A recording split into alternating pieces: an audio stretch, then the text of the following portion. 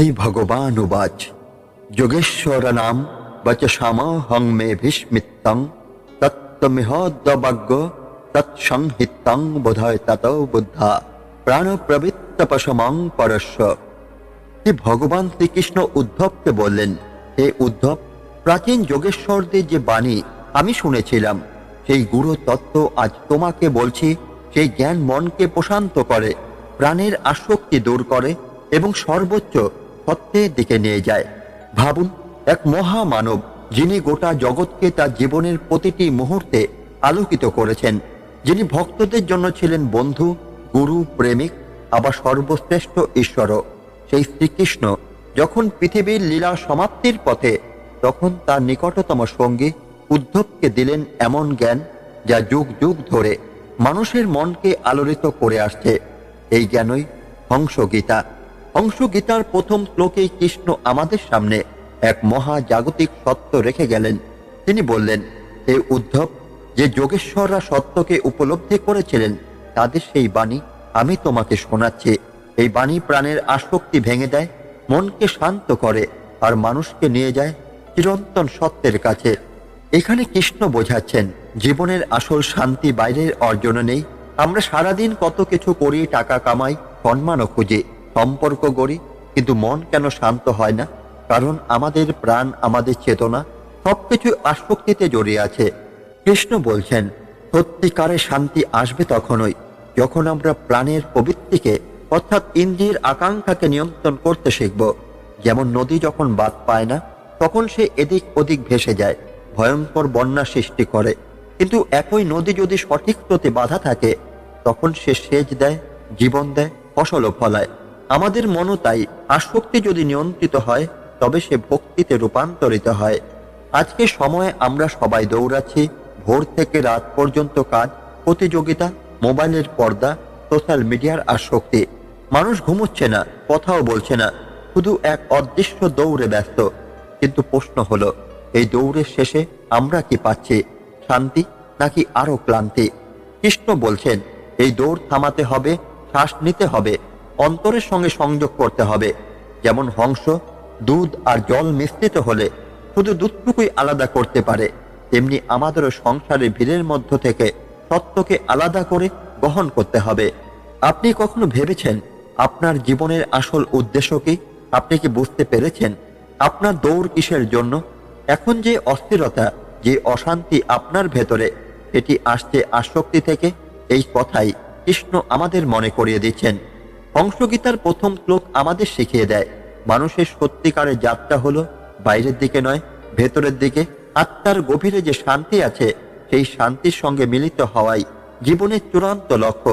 এবং এর জন্য দরকার তিনটি জিনিস: জ্ঞান, কি আসল কি মিথ্যা সেটা বোঝা; বৈরাগ্য, অপ্রয়োজনীয় আসক্তি ছেড়ে দেওয়া; ভক্তি, হৃদয়কে ভগবানের সঙ্গে যুক্ত করা। আধুনিক জীবনের সঙ্গে সংযোগ হলো আজকে যুব সমাজ মোবাইলের স্ক্রিনে বন্দী, ঘন্টার পর ঘন্টা রিল দেখে যাচ্ছে, গেম খেলছে, চ্যাট করছে, কিন্তু ভেতরের মনটা ফাঁকা থেকে যাচ্ছে। কৃষ্ণ যেন আজও বলছেন, হে মানুষ, তোমার প্রাণের শক্তি অপচয় করো না। তুমি যে শক্তি দিয়ে দুঃখ তৈরি করছো, সেই শক্তি দিয়ে তুমি ভক্তি, শান্তি আর আনন্দ সৃষ্টি করতে পারো। যে মানুষ নিজের আসক্তিকে জয় করতে পারে সেই প্রকৃত স্বাধীন, আর স্বাধীন মানুষই পারে সত্যকে উপলব্ধি করতে। হংসগীতার মূল শিক্ষা হলো, মনকে শান্ত করতে হলে ঈশ্বরকে স্মরণ করো। প্রতিটি শ্বাসে, প্রতিটি চিন্তায় কৃষ্ণকে স্মরণ করা মানে নিজের ভেতরেই শান্তির উৎস খুঁজে পাওয়া। যেমন শ্রীকৃষ্ণ বলেছিলেন, যে আমাকে ভজে আমি তার হৃদয়ে থাকি, আর যে আমাকে ভুলে যায় তার হৃদয়ে ভরে যায় অশান্তিতে। সত্যিকারের শান্তি ভেতরের, আসক্তি যত কমবে ভক্তি তত বাড়বে। জ্ঞান, বৈরাগ্য ও ভক্তি মিলেই আমাদের মুক্তি দেবে। প্রিয় বন্ধুরা, আমি আপনাদের কাছে অনুরোধ করছি, আজকের এই পাঠ শুধু কান দিয়ে শুনবেন না, হৃদয় দিয়ে অনুভব করবেন। আর যদি মনে হয় এই জ্ঞান আপনার অন্তরকে ছুঁয়ে গেল, তবে দয়া করে লাইক করুন, আপনার মতামত কমেন্টে লিখুন এবং আপনার আপনজনদের সঙ্গে শেয়ার করুন। কারণ হয়তো আপনার শেয়ার করা একটি ভিডিও কারো জীবনের অন্ধকারে আলো জ্বালিয়ে দেবে। মনে রাখবেন, শ্রীকৃষ্ণের বাণী যতবার শুনবেন ততবার নতুন আলো আসবে। আজ আমরা সেই আলোর দ্বার প্রান্তে দাঁড়িয়ে আছি। চলুন একসঙ্গে প্রবেশ করি হংসগীতার জগতে। ভগবান কৃষ্ণ উদ্ধবকে ডেকে বলছেন, হে উদ্ধব, আমি আজ তোমাকে সেই বাণী শোনাচ্ছি যা যুগে যুগে যোগেশ্বররা ধারণ করেছিলেন। এই বাণী মানুষকে এমন এক শান্তি দেয় যা ধন সম্পদে, যশ খ্যাতিতে কোনো অর্জনেই পাওয়া যায় না। এখানে এক আশ্চর্য সত্য আছে। কৃষ্ণ বলছেন না আমি নতুন কিছু বলছি, তিনি বলছেন আমি সেই জ্ঞান বলছি যা যুগে যুগে চলে এসেছে। অর্থাৎ সত্য কোনো নতুন বস্তু নয়, সত্য শাশ্বত, সত্য চিরন্তন। শুধু আমরা ভুলে যাই আর ভগবান আমাদের মনে করিয়ে দেন। একটু ভেবে দেখুন, মানুষ আসলে দাস, কিন্তু কার দাস? আমরা কি অন্য কারো দাস? না, আমরা দাস আমাদের নিজেদের ইন্দ্রিয়ের, নিজের চাওয়ার।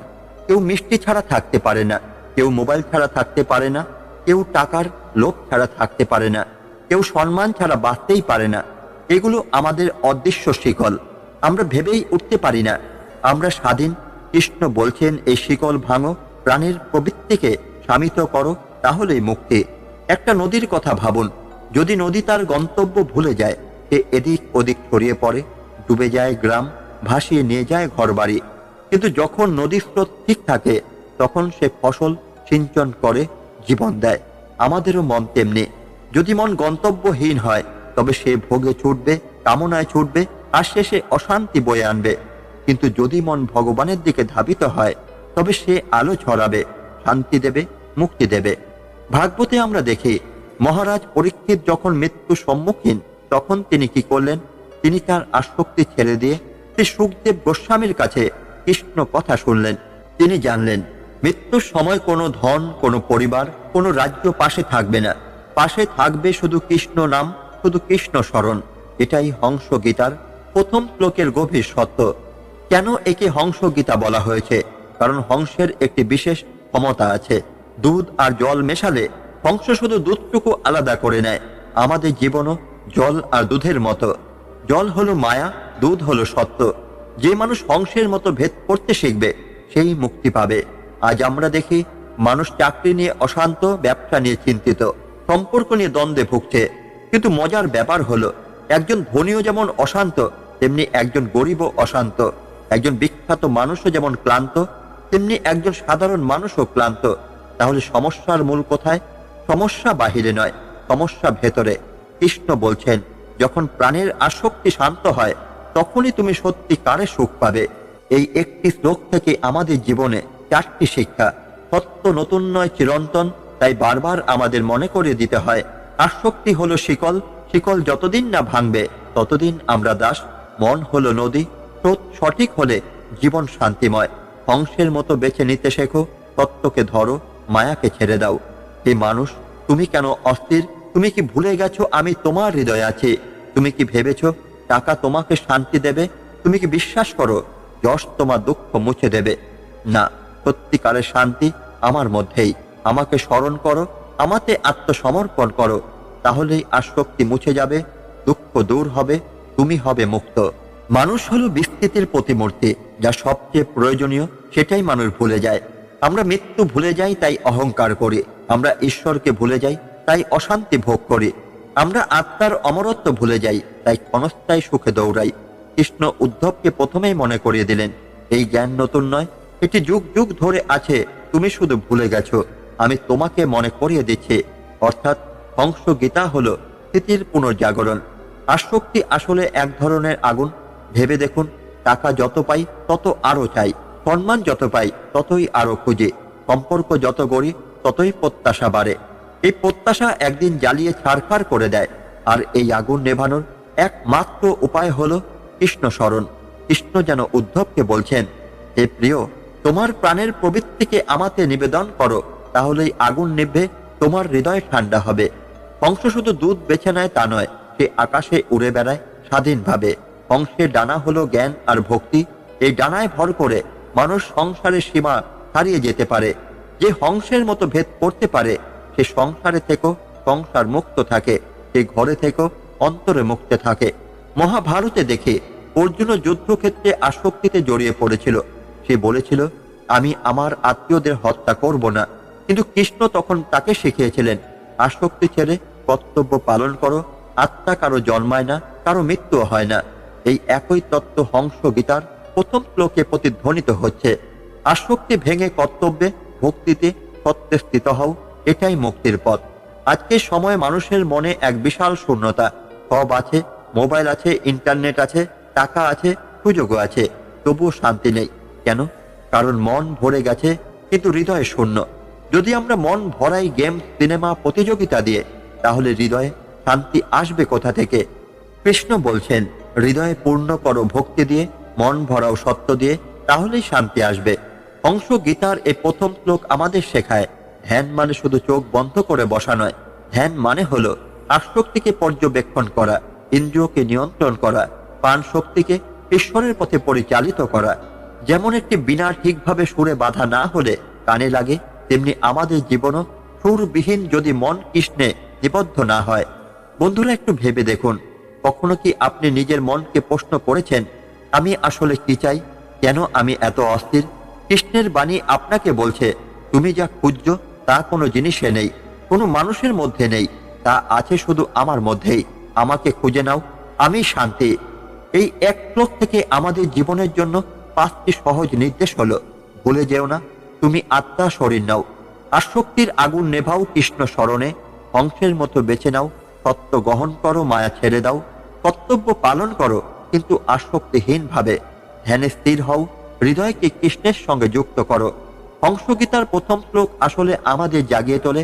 সে বলে, তুমি ভুলে গেছো সত্য, এসো আমি মনে করিয়ে দিই। সে বলে, তুমি আসক্তিতে জ্বলছ, এসো আমি তোমাকে শান্তি দিই। সে বলে, তুমি বিভ্রান্তি নদীতে ভাসছ, এসো আমি তোমাকে সঠিক তীরে পৌঁছে দিই। মানুষ আসলে নিজের ভেতরেই বন্দী। বাইরে শত্রু যত ভয়ঙ্কর হোক, ভেতরের শত্রু লোভ, কামনা, রাগ তার থেকেও ভয়ঙ্কর। লোভ মানুষকে করে অন্ধ, কামনা মানুষকে করে অস্থির, রাগ মানুষকে করে ধ্বংস। এগুলোই আমাদের কারাগারের শিকল। আর কৃষ্ণের বাণী হলো সেই শিকল ভাঙার অস্ত্র। হংস গীতার প্রথম শ্লোকে কৃষ্ণ স্পষ্ট বললেন, হে উদ্ধব, প্রাণের পবিত্রকে যদি শমিত করতে না পারো তবে শান্তি সম্ভব নয়। অর্থাৎ মনকে শাসন না করলে মনই আমাদের শাসন করবে। এমন উদাহরণ আমরা রোজ দেখি। কেউ একটু অপমান সহ্য করতে না পেরে জীবন শেষ করে দেয়, কেউ সামান্য লোভের কারণে পরিবার ধ্বংস করে ফেলে, কেউ আসক্তির কারণে নিজের প্রতিভাকে নষ্ট করে দেয়। কৃষ্ণ যেন আমাদের জাগিয়ে দিয়ে বলছেন, হে মানুষ, তোমার ভেতরের রাজাকে চেনো, তোমার মনকে দাস হতে দিও না। ধ্বংসের আরেকটি গুণ হলো, সে কাদা জল মাখা পদ্ম পুকুরও ঘুরে বেড়ায়, কিন্তু কখনো কাদায় মাখে না। এটাই ভক্তির জীবন। সংসারের মাঝখানে থেকে অন্তরে শুদ্ধ থাকা। চাকরি করো, সংসার করো, দায়িত্ব পালন করো, কিন্তু ভেতরে কৃষ্ণ স্মরণ রাখো, তাহলে সংসারের কাদা তোমাকে ছুতেই পারবে না। ভাগবতের অজমিলের কাহিনী মনে আছে? অজমিল জীবনের শুরুতে ছিল এক ভক্ত, কিন্তু পরে আসক্তির ফাঁদে পড়ে নষ্ট হয়ে গেল তার জীবন। শেষ মুহূর্তে যখন মৃত্যুর দূত তাকে টানতে এলো, তখন সে ভয়ে ডাকল নারায়ণ। শুধু একবার ঈশ্বর স্মরণই তাকে মুক্তি দিল। অর্থাৎ আসক্তি যতই শক্তিশালী হোক, কৃষ্ণ নামের শক্তি তার চেয়ে অনেক বেশি। আজকের দিনে আমাদের আসক্তি হয়তো ভিন্ন রূপ নিয়েছে। কেউ মোবাইল ছাড়া 1 ঘন্টা থাকতে পারে না, কেউ টাকার পেছনে এতটাই ব্যস্ত যে পরিবারের জন্য সময় নেই, কেউ আবার বাহ্যিক সৌন্দর্যে এতটাই আসক্ত যে ভেতরের সৌন্দর্য ভুলে গেছে। এগুলো আমাদের ভেতরের শত্রু। কৃষ্ণ যেন আজও বলছেন, হে মানুষ, তোমার শক্তি ক্ষুদ্র জিনিসে নষ্ট করো না। আসক্তি নয়, আমাকে আঁকড়ে ধরো। মনকে শান্ত করা সহজ নয়, কিন্তু প্রতিদিন ছোট্ট অনুশীলনেই জীবন বদলে যেতে পারে। ভোরে উঠেই কৃষ্ণ নাম জপ করো। দিনে একবার অন্তত নিজের মনকে প্রশ্ন করো, আজ আমি কিসের দাস? ঘুমোতে যাওয়ার আগে কৃষ্ণের কাছে কৃতজ্ঞতা প্রকাশ করো। এই ছোট অভ্যাসগুলোই ধীরে ধীরে আসক্তিকে দূরে সরিয়ে দেয়। আমরা যদি প্রতিদিন নিজের শক্তিকে মোবাইল স্ক্রল করতে, অযথা রাগ করতে বা লোভে দৌড়াতে নষ্ট করি, তাহলে আমাদের জীবন কিসে ভরবে? অশান্তিতে। কিন্তু সেই শক্তি যদি আমরা কৃষ্ণ নামে ব্যবহার করি, তাহলে আমাদের হৃদয় ভরে যাবে শান্তিতে। কৃষ্ণের বাণী আজও আমাদের কানে কানে বলছে, হে মানুষ, হংসের মতো হও, কাদায় থেকে পদ্মের মতো পবিত্র থাকো। ভগবান শ্রীকৃষ্ণ উদ্ধবকে বললেন, হে প্রিয় উদ্ধব, এই জগৎ ক্ষণস্থায়ী। এখানে প্রত্যেকটি সম্পর্ক, প্রত্যেকটি সুখ, প্রত্যেকটি দুঃখ সবই মেঘের মতো। মেঘ যেমন ভেসে আসে আবার মিলিয়ে যায়, তেমনি জীবনের অভিজ্ঞতাগুলো কেবল আসা যাওয়ার খেলা। আমরা ছোটবেলায় যত খেলনা নিয়ে খেলতাম, আজ সেগুলো কোথায়? আমরা কাঁদতাম, হাসতাম, ভেবেছিলাম এই খেলনাই আমাদের সবকিছু। কিন্তু আজ যখন বড় হয়েছে সেই খেলনার কোনো মূল্য নেই। আবার আজ যেসব সম্পদ, যশ বা আসক্তিকে আমরা আঁকড়ে ধরেছে, মৃত্যুর সময় সেগুলো ঠিক তেমনি মূল্যহীন হয়ে যাবে। কৃষ্ণ বললেন, যা ক্ষণস্থায়ী তাকে আঁকড়ে ধরো না, যা শাশ্বত সেই আত্মাকে জানো। আমি যে পরম হংস, আমি শাশ্বত সত্য, আমাকেই ধারণ করো। একজন ধনী ব্যবসায়ী প্রতিদিন অর্থ নিয়ে ব্যস্ত, সে ভাবে তার অগাধ সম্পত্তি, তার নিরাপত্তা। কিন্তু একদিন হঠাৎ রোগ এসে গেল, আর সেই সম্পদও তাকে বাঁচাতে পারল না। অন্যদিকে এক সাধারণ কৃষক প্রতিদিন ভগবানের নাম জপ করে শান্ত মনে জীবন কাটাচ্ছে। তার কাছে অর্থ নেই, কিন্তু আছে অন্তরের শান্তি। শ্রীকৃষ্ণ বলেন, হে উদ্ধব, শান্তি কোথায় তা বোঝো। ধন সম্পদে শান্তি নেই, অহংকারে শান্তি নেই, ভোগে শান্তি নেই। প্রকৃত শান্তি আছে কেবল আমার নাম স্মরণে। কৃষ্ণ আরো বললেন, জ্ঞানী ভক্ত সংসারের মায়ের ভেতর থেকেও কেবল সত্যকেই গ্রহণ করে। সত্য হলো তুমি দেহ নও, তুমি আত্মা, আর আত্মা কখনো জন্মায় না, কখনো মরেও না। ভগবত গীতার বাণীও প্রতিধ্বনিত হয় এখানে, ন জায়তে স্মেয়তে বা কদাচিত নায়ং ভূত্তা ভবিতা ভানভূয়। অর্থাৎ আত্মা কখনো জন্মায় না, কখনো মরে না। আজকের যুগে আমরা সবাই মোবাইল ফোনে, সোশ্যাল মিডিয়ায় প্রতিযোগিতায় ডুবে আছি। সবাই চাইছে কে কত ধনী, কে কত বিখ্যাত, কে কত লাইক পেল। কৃষ্ণ যদি আজ আমাদের সামনে দাঁড়াতেন, তিনি বলতেন, হে মানব, লাইক কমেন্টের ভিড়ে নয়, মননের নীরবতায় আমাকে খোঁজো। আমার নাম জপে যে শান্তি, সেই শান্তি কোনো ভার্চুয়াল জগতে নেই। একবার এক কাক রাজহাঁসকে জিজ্ঞাসা করলো, তুমি এত শান্ত কেন? আমি তো সবসময় অশান্ত, কখনো এখানে উড়ি, কখনো ওখানে, সবসময় কিছু না কিছু খুঁজি। রাজহাঁস বলল, কারণ আমি জানি আমার খাদ্য খুব সীমিত, আমার প্রয়োজনও সীমিত। কিন্তু তুমি সব কিছু পেতে চাইছো, তাই কখনো শান্ত হতেই পারছো না। এই গল্পের মাধ্যমে কৃষ্ণ উদ্ধবকে বোঝালেন, হে উদ্ধব, যার চাহিদা সীমাহীন সে কোনোদিন শান্তি পায় না, কিন্তু যে ভক্ত শুধু আমায় প্রেমকে কামনা করে সে চিরশান্ত। কৃষ্ণ বললেন, এই পৃথিবীতে জন্ম নিয়ে মানুষ যদি আমায় না জানে, তবে সে বৃথা জন্ম নিল।